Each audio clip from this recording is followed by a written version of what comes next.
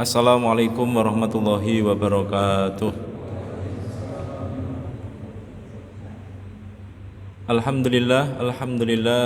Alhamdulillahi wa kafa. Wassalatu wassalamu ala nabiyil mustafa wa ala alihi wa sahbihi alisidki wal wafa. Wa kafa billahi syahida. Asyhadu an la ilaha illallah wahdahu la syarikalah. Wa asyhadu anna muhammadan abduhu wa rasuluh. La nabiyya wa la rasulah ba'dah. Qala Allah Ta'ala, a'udzu billahi minasyaitonir rajim. Ya ayyuhalladzina amanu taqullaha haqqa tuqatih wa la tamutunna illa wa antum muslimun. Wa qala nabiyyu sallallahu alaihi wasallam, ittaqillaha haitsu ma kun wa atbi'i sayyi'atal hasanata tamhuha wa khaliqin nasa bi khuluqin hasanin. Amma ba'd. Rabbi shrah li sadri wa yassir li amri wahlul 'uqdatam min lisani yafqahu qawli.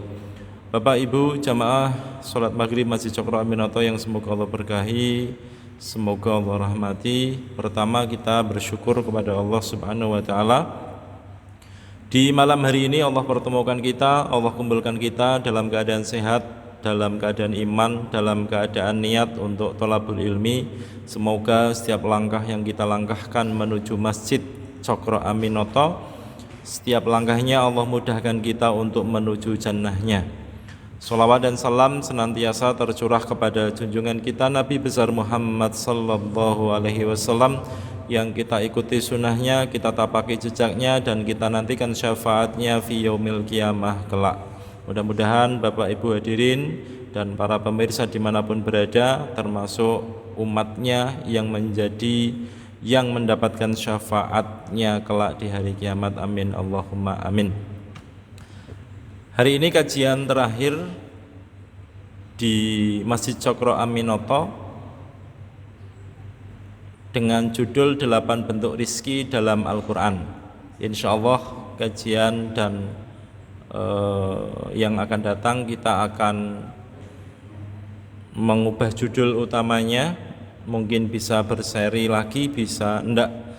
Kalau berseri begini kadang ada sesuatu yang baru, juga kadang ada sesuatu yang mengulang, ya, pengulangan sifatnya.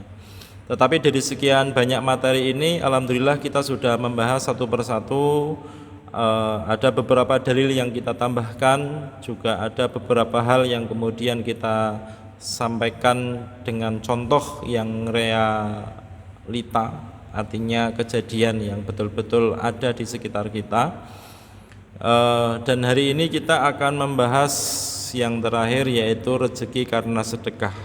Rezeki karena sedekah ini saya tidak akan membawakan banyak dalil dan tidak akan membawakan banyak pendapat, karena ini sudah banyak dibahas oleh para mubalik di masjid ini maupun di tempat-tempat yang lainnya. Sebelum itu semua kita ingin mengingat kembali tentang masalah rizki, ya, supaya kita punya frame yang kuat apa yang dimaksud dengan rizki. Ibnu Mandzur di dalam Kamus Lisanul Arab menyebutkan ar-rizku huwa ma taqumu bihi hayatun kullakainin hayyun madiyun kana au ma'nawiyun. Jadi yang disebut dengan rizki adalah semua yang bisa menopang kehidupan kita, makhluk hidup, baik materi maupun maknawi. Jadi rizki itu tidak dicukupkan dengan materi. Jadi materi itu sesuatu yang tampak dengan mata, sepeda motor, rumah, uang, dan lain sebagainya. Tetapi juga maknawi, ketenangan, iman, surga, dan lain sebagainya. Ya, sifat-sifat yang kemudian seperti itu. Warizqu laisa huwal malu faqat. Jadi yang disebut dengan rizki itu adalah tidak hanya dengan harta saja. Ya, ini kaitan dengan rizki yang sudah kita bahas kemarin. Kita masuk pada rizki karena sedekah.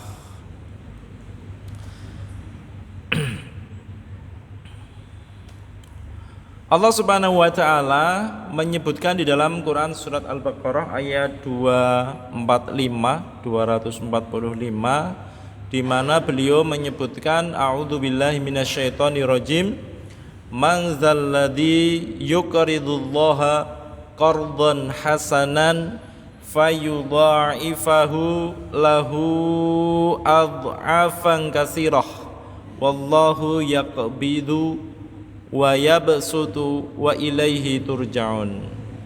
Man zalladzi, siapa yang hendak atau mau atau ingin yukridullaha, memberi qardun, pinjaman, qardun, pinjaman kepada Allah Subhanahu wa taala. Maknanya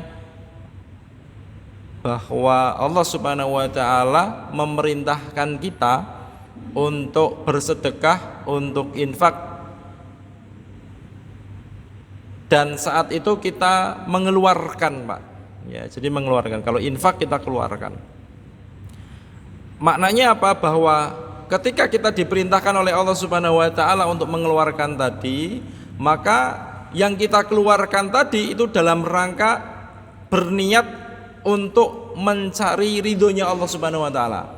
Ini poin pertama dari ayat ini. Jadi yang pertama kali ketika kita berinfak atau kita sedekah, berarti kita mengeluarkan dari apa yang telah Allah berikan kepada kita, kita keluarkan, dan karena ini perintah Allah berarti kita memberikan dengan tujuan menaati perintah Allah ini, dan di sini disebut dengan qardhon atau pinjaman, ya. Dan pinjamannya tidak sembarang pinjaman, tetapi qardhon hasanan, ya, pinjaman yang baik, ya, pinjaman yang baik. Maknanya ketika kita sedekah, kita berinfak, baik di sini maknanya ada dua, ya. Pertama, baik ketika mengeluarkan ada dua hal. Pertama dari segi niat, ya. Yang kedua dari segi yang dikeluarkan, ya. Yang kedua dari segi yang dikeluarkan. Jadi niatnya berarti baik mencari ridhonya Allah. Yang kedua yang dikeluarkan tadi itu adalah harta yang betul-betul harta terbaik, Pak. Ya, harta terbaik dari segi pendapatannya, caranya halal. Nanti insya Allah akan kita bahas di akhir kajian ini tentang prinsipnya, ya. Dan Allah melanjutkan fayudha'ifahu lahu ad'afan katsiratan. Maka Allah akan melipat, ya, memperlipat gandakan, melipat gandakan, ya, melipat gandakan apa? Pembayaran hutangnya kepada orang yang mengutanginya dengan lipat ganda yang banyak, ya. Jadi saat kita berinfak, kita sedekah, kita memberikan pinjaman di jalan Allah, Allah berjanji akan mengganti dengan lipat ganda yang banyak, Pak. Dan lipat ganda yang banyak ini, Pak, kita tidak boleh kemudian mengacu kepada lipat ganda yang sifatnya materi, ya, sifatnya materi. Tadi makanya di awal tadi saya sampaikan, mengingatkan ke materi awal tadi, rezeki itu ada yang sifatnya materi, ada juga yang sifatnya maknawi. Kalau kemudian kita fokus kepada hanya sifat materi saja, Pak, ini kita akan banyak kecewanya, ya, akan banyak kecewanya. Sedekah biar dilipat gandakan, sedekah 10.000 dilipat gandakan 10 kali, nanti akan kembali jadi berapa? 100.000. Kalau kita sedekah 100.000 dilipat gandakan 10 kali jadi 1 juta. Kalau 1 juta dilipat gandakan menjadi 100 juta misalkan. Lah kok kita sedekah 1 miliar, loh kok ternyata nggak turun, Pak, tambah miskin, Pak. Ya, tambah miskin ternyata, Pak. Ini sudah 1 miliar kita keluarkan kok tambah miskin, katanya dilipat gandakan. Nah ini kembali ke tadi, Pak. Jadi kos dunia tadi, maksud daripada niat tadi itu harus benar. Apa yang kemudian kita keluarkan ini itu harus betul-betul nyata. Niat kita betul-betul untuk mencari ridho Allah Subhanahu wa taala, bukan untuk urusan-urusan yang sifatnya materi. Yang pertama. Ada juga orang yang sudah sedekah, bahkan dia setiap hari, setiap pagi hari dia sedekah, ya, tetapi kadang Allah Subhanahu wa taala masih memberikan kesulitan dalam kehidupan, kaitan dengan masalah harta, kaitan dengan masalah kesehatan, kaitan dengan masalah-masalah yang lain, ya, masalah-masalah yang lain. Nah, ada yang seperti itu juga. Ya, bisa jadi Pak, saat kemudian orang tadi sedekah tadi, sebenarnya dia akan mendapatkan satu bala, ya, yang lebih besar, penyakitnya lebih besar lagi daripada itu semua. Tapi karena dia sedekah tadi, maka Allah Subhanahu wa taala ya meringankan beban daripada penyakit dan kehidupannya tadi, ya. Jadi mana yang lebih baik Pak antara kesehatan dengan uang? Mana yang lebih baik Pak? Kesehatan atau uang? Sepakat ya? Sepakat Pak ya? Lebih baik kesehatan. Apa buktinya? Apa buktinya? Iya, saat orang sakit, berapapun akan dia keluarkan untuk mendapatkan kesehatan. Tapi ada orang yang mengorbankan kesehatannya, bekerja full 1 kali 24 jam dalam rangka untuk mencari sakit Pak. Iya, jadi sehat itu luar biasa Pak. Ya, sehat itu sangat luar biasa. Wallahu yaqbidu wa yabsut wa ilaihi turja'un. Dan Allah menyempitkan dan melapangkan rezeki dan kepadanya lah kami dikembalikan. Asbabun nuzul. Asbabun nuzulnya ayat ini Ibnu Abu Hatim di dalam tafsirnya Ibnu Katsir menyebutkan hadasana Al-Hasan bin Arafata hadasana Khalfun bin Khalifah an Humaidin Al-A'raji an Abdullah bin Haris an Abdullah bin Mas'udin qala lamma nazalat man dzalladzi yuqridullaha qardan hasanan fayudha'ifahu lahu. Ya, ketika Allah Subhanahu wa taala menurunkan ayat tadi 245 Quran surat Al-Baqarah, qala Abul Dahlah, ya. Qala Abu Dahlah Al-Ansari, ya. Beliau mengatakan, Abu Dahlah Al-Ansari mengatakan, wahai Rasulullah, ya Rasulullah, wa innallaha la yuridu minna al-qarda. Abu Dahdah mengatakan, ya Rasulullah, apakah Allah itu menginginkan pinjaman terhadap kami? Ya Rasulullah, wa innallaha la yuridu minnal qarda. Apakah Allah mengharapkan pinjaman dari kami? Qal, kata Rasulullah, na'am ya Abu Dahdah. Wahai Abu Dahdah, benar, Allah menginginkan pinjaman terhadap kita. Qal arini yadaka ya Rasulullah. Ya, kemudian Abu Dahdah mengatakan, wahai Rasulullah, ulurkan tanganmu. Maka kemudian Rasulullah mengatakan, fatawalahu yadahu qala fa inni qad afradtu rabbi haiti. Ya, kemudian Rasulullah mengulurkan tangannya dan Abu Dahdah mengatakan, sesungguhnya aku meminjamkan kepada Robku kebun milikku. Ya, kebun miliknya Abu Dahdah dipinjamkan kepada Allah Subhanahu wa taala.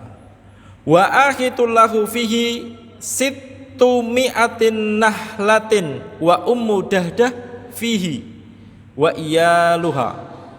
Nah, para perawinya yang meriwayatkan hadis ini mengatakan bahwa di dalam kebun milik Abu Dahdah tadi terdapat 600 pohon kurma. Ya, terdapat 600 pohon kurma. Sedangkan dan istrinya Abu Dahdah dan anak-anaknya itu tinggal di dalam kebun tersebut, Pak. Jadi ada rumahnya di kebun tadi dan istrinya di situ sama putra-putrinya. Qala faja'a Abu Dahdah fanadaha. Kemudian datang Abu Dahdah pulang ke rumah dan dia menyeru kepada istrinya, ya Ummi Dahdah. Ya. Wahai Ummu Dahdah. Kemudian beliau menjawab, labaika. Ya, labaik, ya. Abu Dahdah berkata, ukhruji, keluarlah kamu. Faqad afradtuhu Rabbi azza wajal. Ya, sesungguhnya aku telah meminjamkan kebun ini kepada Robku. Ini asbab an-nuzul, sebab-sebab turunnya Al-Qur'an surat Al-Baqarah 245. Ya, ini kaitan dengan pinjaman tadi Pak ya, pinjaman tadi. Jadi tanahnya, kebunnya yang isinya kurma tadi itu diwakafkan semua, diinfakkan kepada Allah Subhanahu wa taala di jalan Allah Subhanahu wa taala. Yang menjadi pertanyaan bagi kita, apakah memang sedekah itu bisa menyembuhkan penyakit? Ya, kan ada beberapa hadis itu Pak, yang Syekh Albani menyebutkan hadis ini hasan. Ya, disebutkan di situ apakah sedekah bisa menyembuhkan penyakit.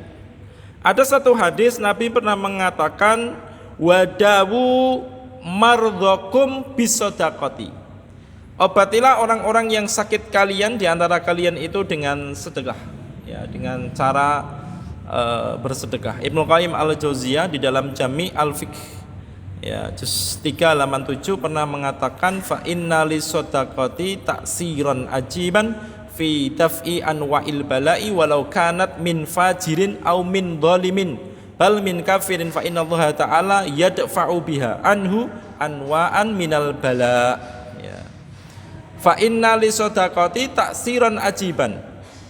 Sedekah itu memiliki taksiran ajiban, khasiat yang kuat.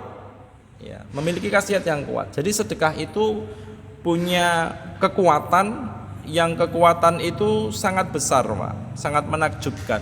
Apa itu fi dafi anwa'il bala? Ya, yaitu menolak berbagai macam jenis bala. Ya, termasuk bagian bala adalah penyakit. Ya, termasuk bagian bala itu adalah penyakit. Walau kanat min fajirin au min dhalimin, walaupun itu dari orang yang ahli maksiat. Fajir itu ahli maksiat ya, fajir ahli maksiat ya, dilakukan oleh ahli maksiat. Au min dhalimin, atau orang yang zalim. Bal min kafirin, bahkan maupun orang-orang kafir Pak. Jadi punya kekuatan yang sangat dahsyat Pak.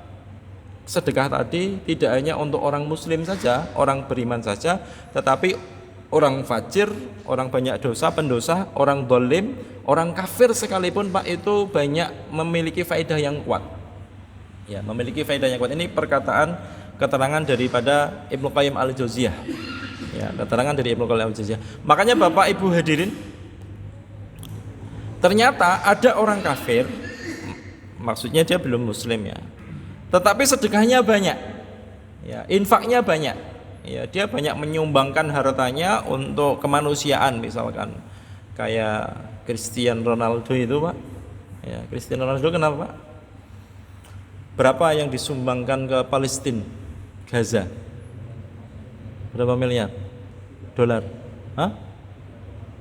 3,2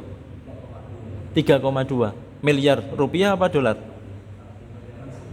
Kalau dirupiahkan segitu, 3,m miliar berarti ya.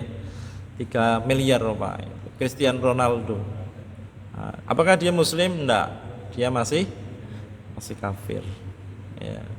Tapi dengan sedekah tadi Pak, itu dia bisa langsung kena dampak manfaat daripada sedekah tadi. Ya, makanya dulu pernah saya ceritakan ada orang kafir di negeri sana. Itu dia setiap hari dia mengeluarkan sedekah memberi makan orang-orang yang minta-minta di jalan-jalan. Ya, padahal itu orang kafir Pak. Niat mereka apa? Niat mereka itu untuk mendapatkan ketenangan di dalam batinnya. Ya, salah satunya itu. Makanya ketika dia diwawancarai oleh sebuah TV, stasiun TV tertentu, diwawancarai, kenapa kok sering memberikan orang makan, sering sedekah kemana-mana begitu? Dalam rangka bukan untuk akhirat, tapi untuk merasakan kenikmatan di hatinya, ketenangan di hatinya di dunia. Ya. Dia menjawab, kalau saya sedekah, kalau saya memberi mereka makan, itu ada ketenangan dan kebahagiaan yang Allah hadirkan, yang dihadirkan di dalam hatinya, kepuasan Pak. Ini orang zalim, orang fajir, dan orang kafir bisa langsung merasakan daripada sedekah tadi. Ya, bisa merasakan langsung dari infak sedekah tadi. Bagaimana dengan kita orang-orang mukmin gitu kan? Ya. Fa innallaha ta'ala yadfa'u biha anhu anwa'an minal bala'i. Ya.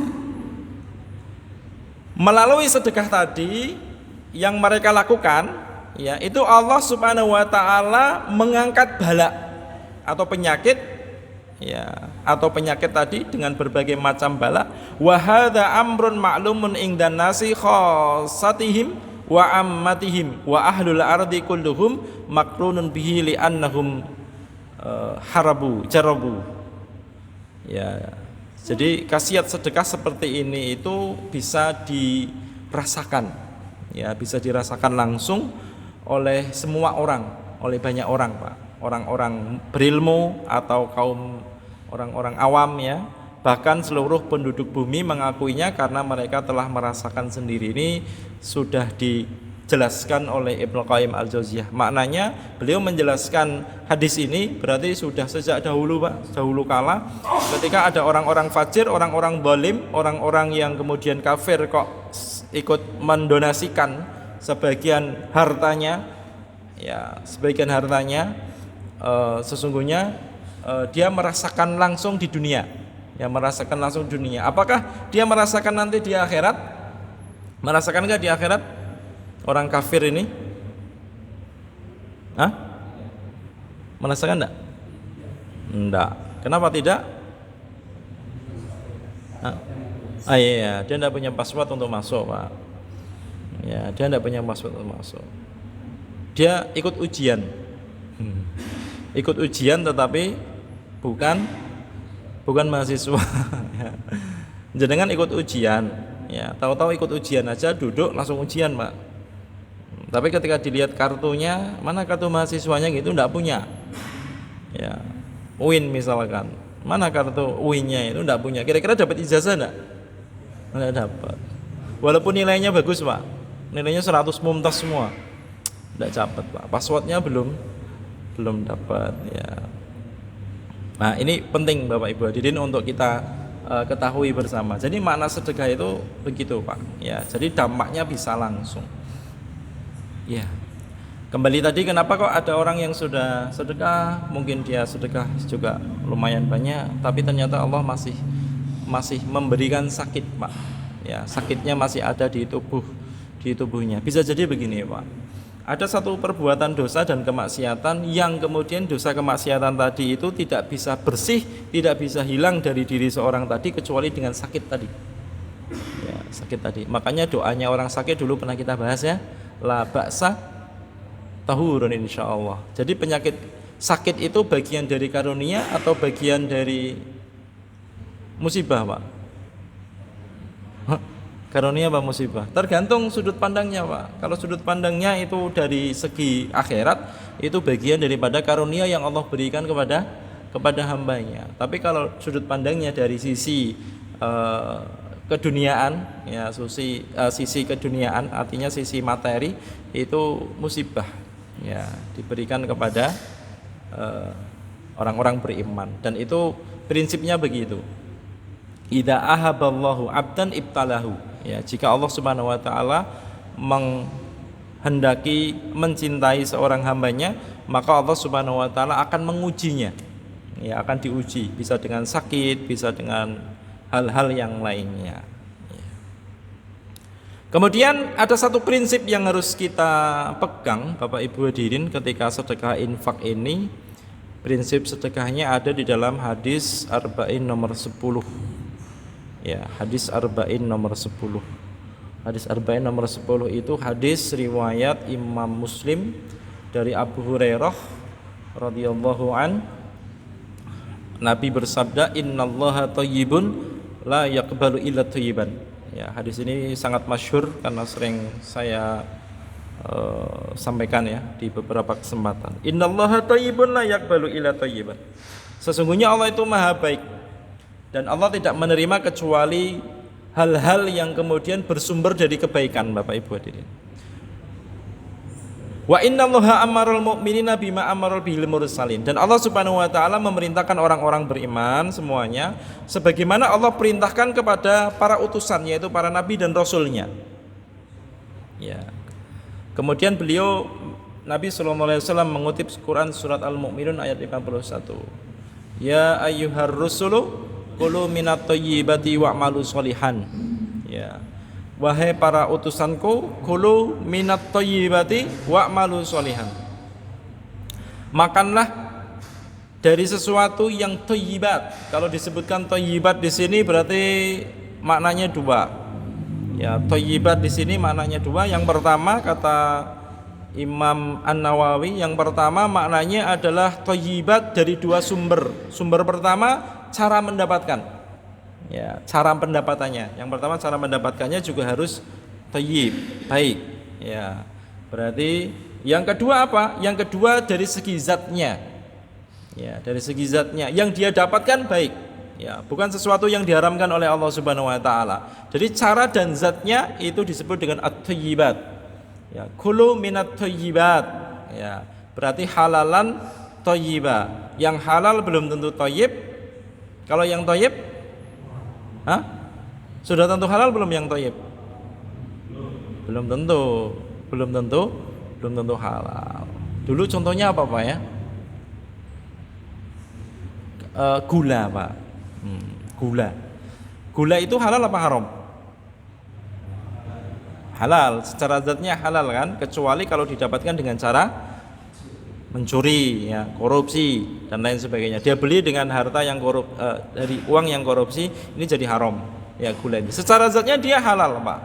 Apakah dia sudah tentu thayyib, baik thayyib itu untuk semua orang?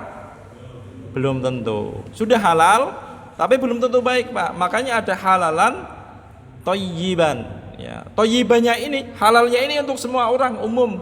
Tapi kalau thayyib itu tidak semua orang. Ya, tidak semua orang. Thayyiban itu tidak semua orang. Ada orang yang gulanya tinggi, nah, dia tidak diperbolehkan. Gula halal tetapi tidak diperbolehkan makan yang banyak ini. Makan banyak yang mengandung gula. Kayak nasi itu kan banyak mengandung gula, Pak. Jadi tidak diperbolehkan untuk makan yang mengandung gula. Kemangi itu halal apa haram, Pak? Daun kemangi itu halal apa haram? Halal. Dahan pisang itu halal apa haram, Pak? Halal. Apakah dia thayyib? Belum tentu, Pak ya. Kalau kemangi kan halalan thayyiban. Kalau daun pisang halalan belum tentu baik, Pak. Pahitan ya, karena tidak ada yang makan daun pisang ya. Sama gedebok juga sama ya, debukan itu yang dijemur orang. Itu halal, Pak, tapi nggak baik ya. Jadi jangan makan sesuatu yang sekedar halal saja, tapi kita lihat kecocokan ya, cocokan baik apa enggak. Kemudian Nabi SAW mengutip ayat lain, ya ayyuhalladzina amanu kulu min thayyibati ma razaqnahum. Ya. Kemudian Nabi mengutip ayat yang lain dengan mengatakan, wahai orang-orang beriman, kulu min thayyibati ma razaqnakum. Makanlah yang thayyibat dari apa yang telah kami rizkikan kepada kalian. Ya, ini perintah Allah Subhanahu wa taala di dalam Al-Qur'an begitu, Pak. Kemudian beliau mengutip mengisahkan summa dzakara ar-rajula yutilu safara as'asa akbaru yamuddu yadayhi ila sama ya rab wa mat'amuhu haramun wa mashrabuhu haramun wa malbasuhu haramun wa ghudiya bil harami fa anna yustajaba lahu. Kemudian beliau mengisahkan ada seorang laki-laki sedang melakukan safar, perjalanan jauh.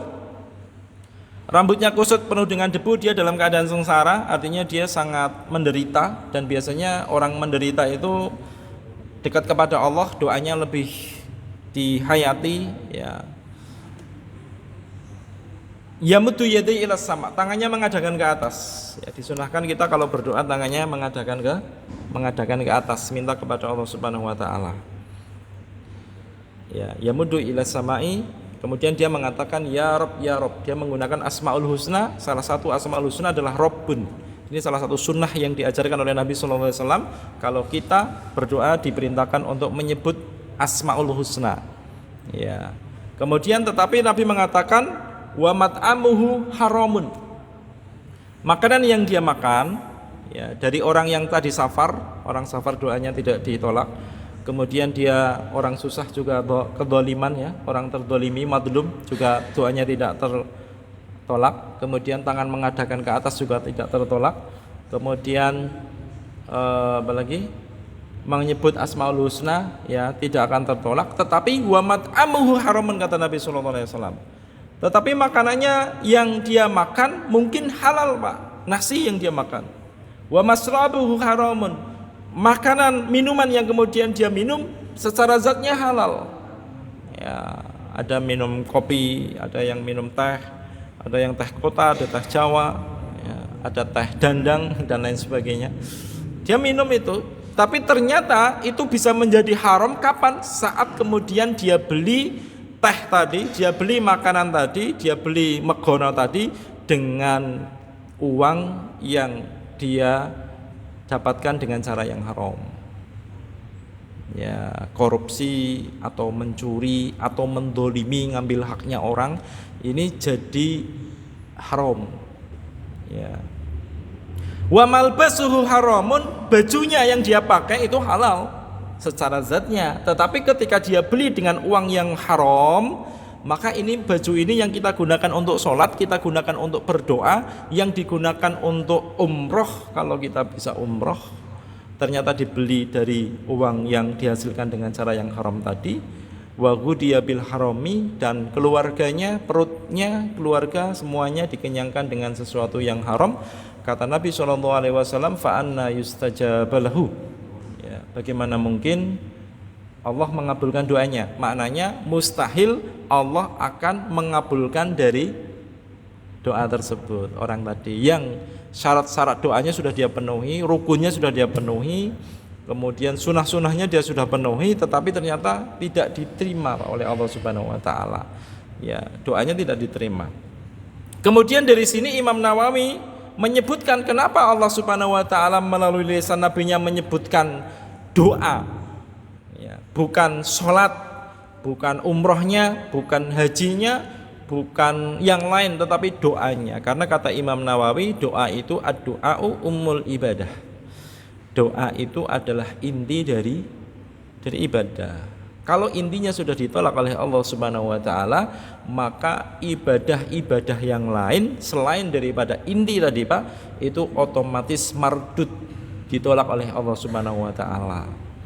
Ya, jadi semuanya ditolak oleh Allah Subhanahu wa taala. Dia sholat misalkan, sholatnya sudah berjamaah menghadap kiblat, wudunya sudah sempurna, takbiratul ihram, Allahu akbar, dia sholat berjamaah juga di masjid juga, tetapi ternyata baju yang dia pakai, makanan, tenaga yang dia gunakan untuk rukuk, yang dia gunakan untuk berdiri bangun dari sujud ke rakaat kedua dan rakaat ketiga keempat, ya ternyata kok tenaganya itu dihasilkan dari tenaga yang dia makan makanan tadi, dia beli makanan tadi dengan uang yang berasal dari yang haram, ya maka sholatnya otomatis mardud, tidak diterima oleh Allah Subhanahu wa taala. Jenengan pernah membaca sebuah tulisan bagus, buku Pak, tebalnya bahasa Indonesia, penulisnya pengarangnya saya lupa, tentang judulnya tentang 60 tahun sholat tidak diterima oleh Allah. 60 tahun sholat tidak diterima oleh Allah Subhanahu wa taala. Kalau 60 tahun itu hitungannya berarti dia misalkan katakan rata-rata orang balik itu 15 tahun Pak. Berarti pada saat dia sholat dari usia balik 15 tahun tadi sampai 60 tahun ke depan, berarti usia dia berapa Pak? 75 tahun. Itu sholatnya ditolak oleh Allah Subhanahu wa taala. Ya, buku itu bagus Pak, dibaca nanti kapan-kapan ya.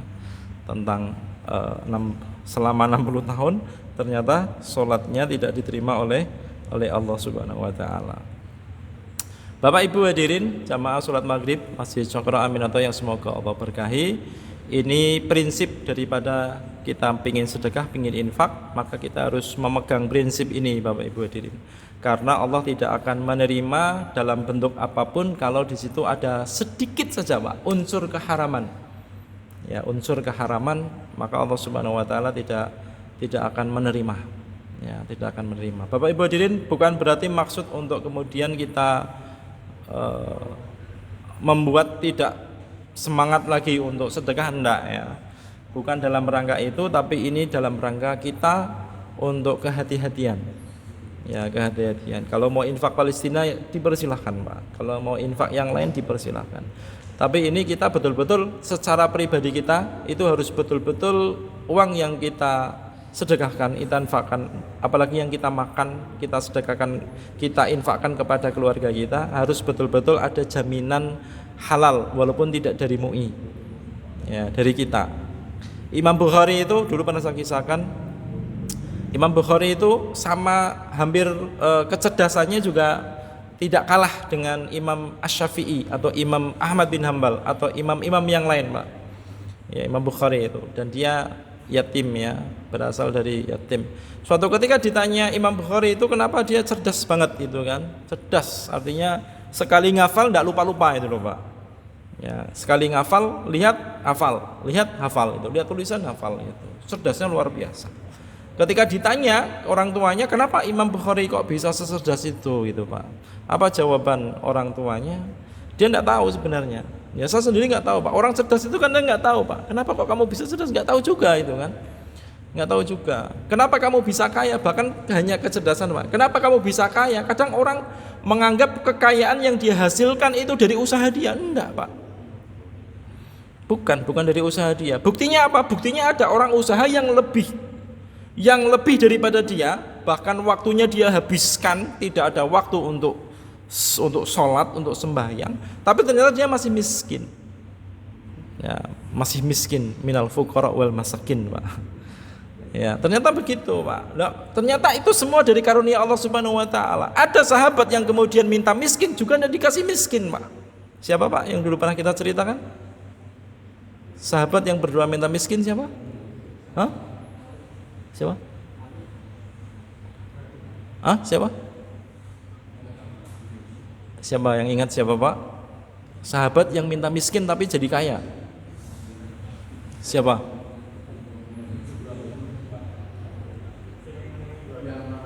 Yang yang kurmanya Abdurrahman bin Auf. Ya.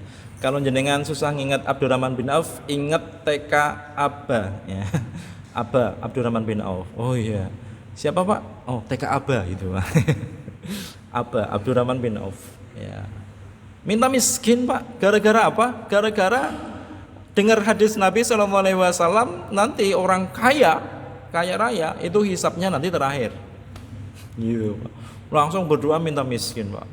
Dikasih miskin enggak sama Allah? Enggak, Pak. Bagaimana dia cara memiskinkan diri? Beli kurma yang expired. Ya, jenengan kan nggak mau kalau beli minyak atau beli apapun yang expired, Pak. Beli roti aja kan harus yang baru kan? Ya, ini belinya yang expired, Pak. Supaya nanti tidak ada yang membeli lagi dan dia akhirnya bangkrut, jadi miskin itu loh, Pak. Ternyata rencananya gagal, Pak. Rencananya gagal. Dibeli semua di Madinah, di pasar Madinah kurma-kurma. Yang diuntungkan siapa? Yang diuntungkan para penjualnya. Alhamdulillah ada Abdurrahman bin Auf yang harusnya nggak laku kurmanya, dibeli, bisa buat modal lagi itu loh, Pak. Dibeli semua itu. Di Yaman, Raja Yaman mengumumkan butuh kurma busuk, Pak. Yang dicari malah kurma busuk. Bisa mengobati satu wabah yang penyakitnya itu hanya bisa diobati dengan cara kurma busuk. Dicari di suruh Syam, tidak ada kurma busuk. Di Madinah tidak ada juga. Diborong semua sama Abdurrahman bin Auf. Sampai dia umumkan, dia bilang akan aku beli 7 kali lipat kalau ada kurma busuk. Ya, yang ada cuma punya siapa? Gudangnya Abdurrahman bin Auf. Akhirnya dibeli 7 kali lipat itu, Pak, kurma busuknya tadi, Pak. Tambah kaya apa tambah miskin? Tambah kaya, Pak. Jadi kalau kita tanya, kamu kok kaya, itu apa resepnya begitu? Sebenarnya dia juga bingung gitu loh, Pak. Harusnya orang yang seperti ini, dia tidak akan, resep saya begini, rajin bekerja. Ini bagian daripada ikhtiar. Tapi ada yang ikhtiar yang sama bahkan lebih daripada dia, tapi ternyata dia nggak kaya. Ya, sama metodenya, Pak. Sudah dijalankan sama, saya itu sudah sama seperti jenengan. Ya, apa yang jenengan sampaikan sudah saya jalankan semua, tapi tetap miskin. Artinya apa, Pak? Artinya kaya miskin itu bukan sesuatu yang luar biasa bagi para sahabat itu. Kenapa? Karena dia paham betul mereka, Pak. Kaya itu ujian, miskin itu adalah ujian juga. Orang yang diberikan kekayaan itu ujian, Pak. Ujiannya apa? Lihat tetangga kanan kiri, lihat yatim, lihat janda, lihat Palestina, lihat ya semua kekurangan apa yang ada di haknya ada di dalam dirinya. Ya, setiap ada kekurangan dari masyarakat, ya dia ikut bertanggung jawab, Pak. Itu ujiannya begitu. Ya, yang miskin juga ujian. Pengen diuji kaya apa miskin? Pengen diuji kaya semua. Tapi kenapa nggak diuji kaya? Karena Allah tahu mungkin gagal, Pak, kalau diuji kaya. Ya, maka ujiannya cukup, Pak ya. Ujiannya cukup. Ya, prinsipnya Bapak Ibu hadirin, la yukallifullahu nafsan illa usaha. Ya, kemarin pernah saya ceritakan bagaimana seorang itu akan selalu dicukupkan oleh Allah Subhanahu wa taala setiap kebutuhannya. Allah mencukupkan kita, mentakdirkan rezeki kita yang sudah dicatat 50.000 tahun sebelum langit dan bumi diciptakan, itu semua sudah selesai. Ya, jadi kita tidak akan kekurangan, ya, kekurangan. Kalau kita kurang, Pak, kenapa kok perut ini bisa kosong, kerongkongan? Mungkin ada sebab yang lain. Ya, sebabnya mungkin dia menggantungkan kepada takdir. Boleh nggak kita menggantungkan kepada takdir, Pak? Panmangan apa orang panmangan terserah takdir ya Allah. Kira-kira orang ini mau mati apa mau mati cepat atau mati lama, Pak? Kira-kira, Pak? Mati cepat, Pak. Kalau kita menggantungkan model begitu. Ya enggak, ada makanan di depan gitu, sudah tahu dia itu kalau nggak dimakan nggak akan kenyang, nggak dimakan, salah, Pak. Ya, keliru. Jadi nggak boleh begitu juga. Kita disuruh untuk ikhtiar juga. Bisa jadi rezeki kita yang harus kita dapatkan itu dengan cara satu-satunya dengan cara ikhtiar. Ada juga yang ikhtiar tetapi juga tidak dapat rezeki juga. Tapi perintahnya adalah ikhtiar dan kemudian bertawakal kepada Allah Subhanahu wa taala. Ini prinsip kita di dalam menghadapi kehidupan kita di dunia ini. Bapak Ibu hadirin jamaah Masjid Syukur Aminato yang semoga Allah rahmati. Ini kajian kita yang terakhir dengan judul 8 bentuk rezeki yang Allah Subhanahu wa taala sebutkan di dalam Al-Qur'an, dan kita sudah membahasnya, dan ini jadi 1 sampai 2, 3. Kalau satu pembahasan ini 1 pekan, berarti kita sudah membahas selama 8 pekan. 1 bulannya berarti 4 kali, berarti 2 bulan ini, Pak. Ya, 2 bulan kita sudah membahas dari 1 sampai 8. Bapak Ibu hadirin, materi ini saya share bagi siapapun yang ingin mendapatkan, kami persilahkan. Nanti mungkin ada beberapa yang kurang jelas, nanti bisa ditanyakan di waktu dan kesempatan yang lainnya. Ini sudah kita sudah saya sempurnakan ya, sudah kami sempurnakan, yang sudah ada terjemahannya juga. Tadi tak cek, sepertinya sudah diterjemahkan semua, jadi bisa untuk dikonsumsi secara langsung. Sudah ada penjelasannya juga. Demikian Bapak Ibu hadirin yang dapat kami sampaikan. Semoga Allah Subhanahu wa taala memberikan kita rizki yang barokah. Allah Subhanahu wa taala menggolongkan kita sebagai orang-orang yang ikut berjihad di Gaza. Ya, dengan cara apa kita dicatat ikut berjihad di Gaza membebaskan Palestina? Dengan cara ikut untuk mempersiapkan, ya, mempersiapkan mungkin dengan harta, menginfakkan, mensedekahkan untuk mereka-mereka yang sedang diuji oleh Allah Subhanahu wa taala dengan orang-orang Zionis. Demikian yang dapat kami sampaikan. Kita tutup dengan doa kafaratul majlis. Subhanakallahumma wa bihamdika asyhadu an la ilaha illa anta astaghfiruka wa atubu ilaik. Qul qouli hadza wa astaghfirullah li wa lakum wallahu a'lam bishawab. Assalamualaikum warahmatullahi wabarakatuh.